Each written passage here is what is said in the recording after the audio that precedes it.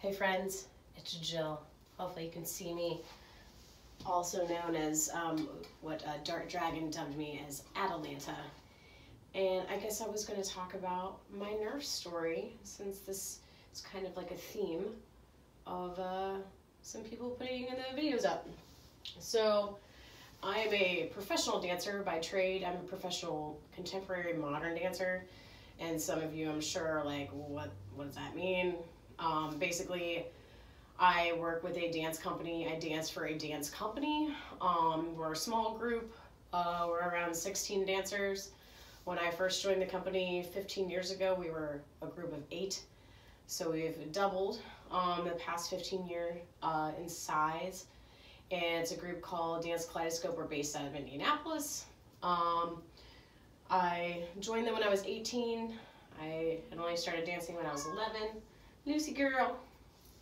She's been howling today. You want to say hi? Want to say hi? Oh, no, she's like, I don't want to say hi. This is Lucy girl. She's my black cat. She's always mischievous. She's super sweet, though.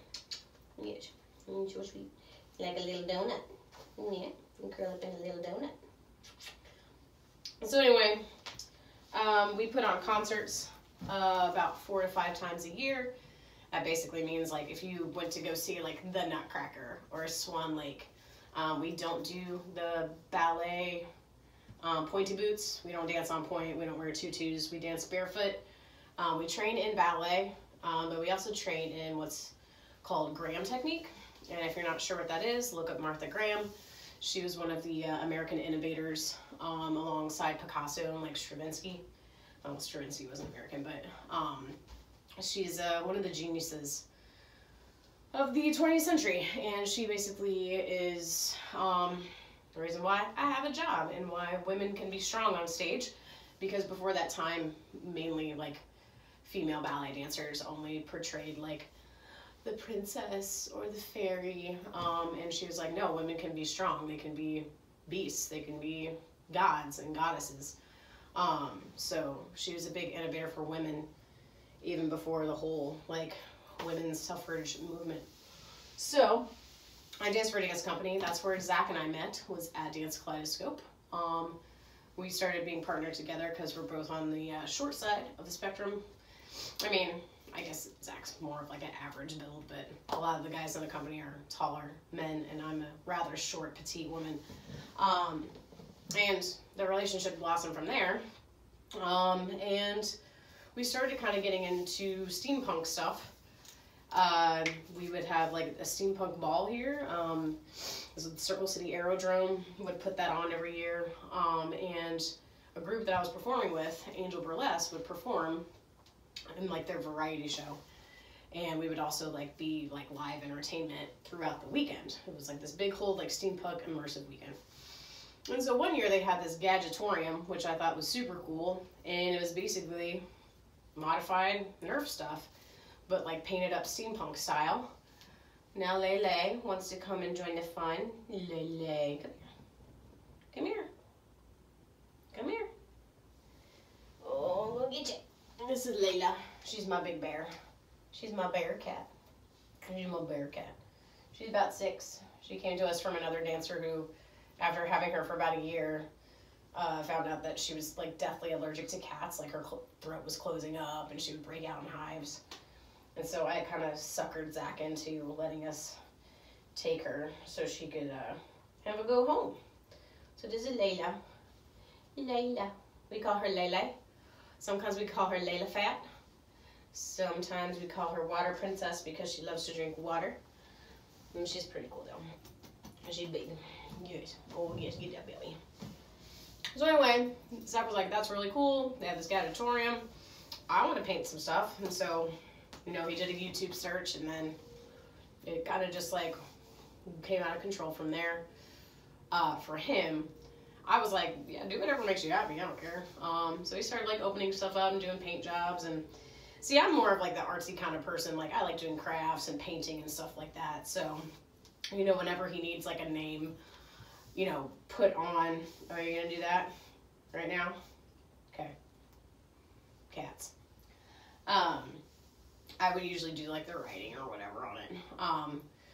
So we found out about the group down south in Georgia called the SENC.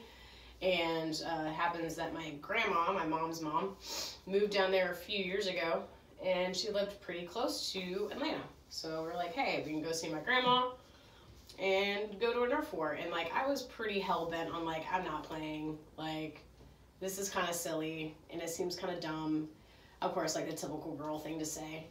But I didn't really realize how athletic it was, and I really do enjoy that. I'm not really a sports person, but I do like the challenge of like using your body as a form of like, you know, doing cool stuff with. So he's like, I'm going to build you a blaster. This is all Zach talking. I'm going to build you a blaster. You're going to play. It's going to be great. So he did some really cool mods, and brought them down, and we played with the SENC in I think March of 2016, something like that, 2015, I can't even remember. And I was hooked. It was great. I had a great time. On the drive back, I was like, so I just started our Nerf club, and we're gonna have our first war on Saturday. And so I kind of like modeled what we started doing after the SENC. All of their rules were really great. All their game types were great. Everything was super well regulated, not confusing, like just great group of people. And I was like, let's just come out and have some fun. So that's what we did. Our very first war, we had 7 people. And our biggest war we've had to date was one of our indoor wars, and that was probably up to 70 to 80 people. We've had a lot of people come and go, which is, you know, that's so typical in a hobby like this. Is like people get really into it, and then, you know, life happens and whatnot. But I have enjoyed being like the co-founder of the Naptown Nerf Club, and also helping Zach. I don't really do a lot of modding. He talks about, you know, wiring and MOSFETs and stuff, and I'm just like, yeah, I mean, it's not that I don't care about it, it's not my digs. If you want me to paint something and help you hydro dip, I'm down for that. But we've been doing like the Nerf Club for about 2.5 years. It'll be 3 years in March, I believe, which is super awesome. But yeah, I really do enjoy it. I think one of the things I enjoy most is just the people in the hobby and how awesome they are, and how the hobby brings so many different types of people together that probably wouldn't normally like coerce on any kind of normal circumstance. But what is normal circumstance? But I just don't think that some of the people we would even like cross paths or even think of talking to each other, just because our backgrounds are so different. And it's so easy to get caught up, you know, with things like that. But yeah, here I am, here you all are, and there it is. So I hope you maybe found this somewhat informative about me. Maybe not, who knows. But yeah, hit me up. I'll try to be posting more. I'll probably do some like live stuff, like when I go thrifting. Thrifting has been really bad here lately, but I do really enjoy thrifting. So yeah, there it is. And see you guys later.